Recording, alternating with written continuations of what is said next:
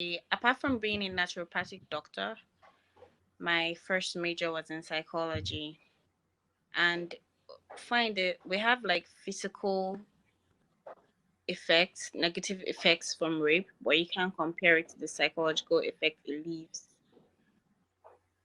When we're talking about physically, for young children, like children below 13, when they're being raped, they actually, at that point, their organs are not fully developed. Their reproductive organs, they're still in the stage of developing. Although we nowadays you have children that grow fast and all that, it affects a lot of things, especially if the person you're being raped by is very aggressive and has a big penis.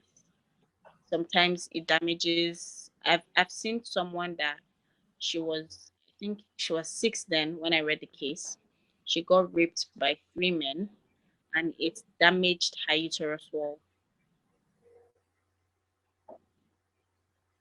Are you with me? Wow. Yes, yes, I'm listening. We see cases like that where it's not just fine, there's bruising. Some people have like tears that I don't know if you've heard about, like when women give birth, they some of them have tears and some surgical Yes. procedures like handle it properly or can't be handled properly. You just have to live with it. Some of these children have to live with those same tears or even worse for the rest of their lives. Sometimes you go under surgical procedures and you still don't get the satisfaction you want from them because doctors have done the best they can. Sometimes you feel pain. Then when we talk about psychologically, you've scarred the person is going to be going through a lot of traumas. There are sexual disorders that people people go through for life that you can't do anything about it. There is this particular sexual disorder that is very common among rape victims, but it doesn't open. Even when you're willing to have sex, it doesn't receive men. In Yoruba land, some people it happens to some people, yeah, and they call it magun, but it's not that. When the vaginal wall They call it closes what? on Come again? magun, some people feel it's fetish when Magu. it happens. Yes, some people feel it's fetish, but Okay. it's actually psychological and physiological, where your vaginal wall refuses to open or to move or to let anything in or let anything out that is in within that point. So you see a lot of people Wow. going through traumatic disorders. They're scared when they see men. They're scared when they're like alone with men. They're scared when a man touches them. They get panic attacks when they feel like they're in a compromising situation. A lot of things actually happened to rape victims that I can't even start. If I should say I want to discuss each disorder I know personally and break them down one by one, we wouldn't end this live video today. We wouldn't. Hmm. And that thing is that most of these people never get over this trauma. Recently, when this say no to rape thing started, I had 3 people that messaged me that they wanted to start therapy because they were just losing it. They couldn't handle reading what was happening online because they've been in those same situations. They felt like they were living their horror all over again. Wow. Yeah, Wow. like the negative effects is it's really Hello, are you there? thing.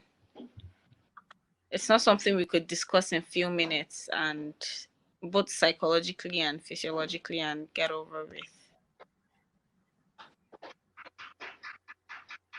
I I really understand.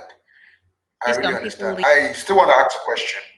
Magun, um, in Yoruba land, Yes. apart from, can you really talk more about Magun in the sense that apart from victims trying to like, it looks as if they are trying to practice it. What's Magun all about? Apart from the trauma the victims do Okay, have according that causes people to think it's Magun, on its own, what's Magun, please? okay, according to my understanding from the word magnet, some people use fetish means to on their partners, their female partners or females basically. So if any man has sex with them, the man gets stuck in their vagina or the man can come out when having sex. The woman gets what? Like Magun, people believe it's fetish. Yes. Yoruba people use it as a means to know when a man has had sex with a woman. And during the process, the man gets stuck in the woman's vagina wall. Like he can't come out when having sex.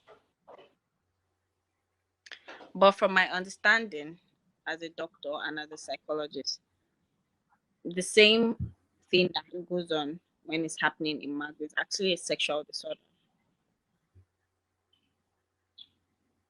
where your vagina wall constructs to the extent that it's not receiving anything or anything that is within that space gets stuck there.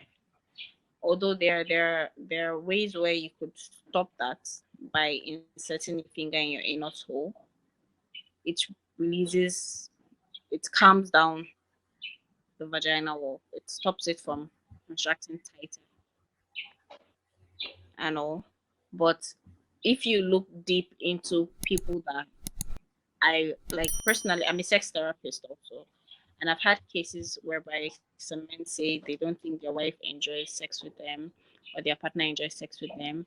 Most times they can't penetrate the person, not because the person is a virgin or anything. The person is not just giving in. But most cases, when I look into it, they've been through one form or the other of sexual trauma.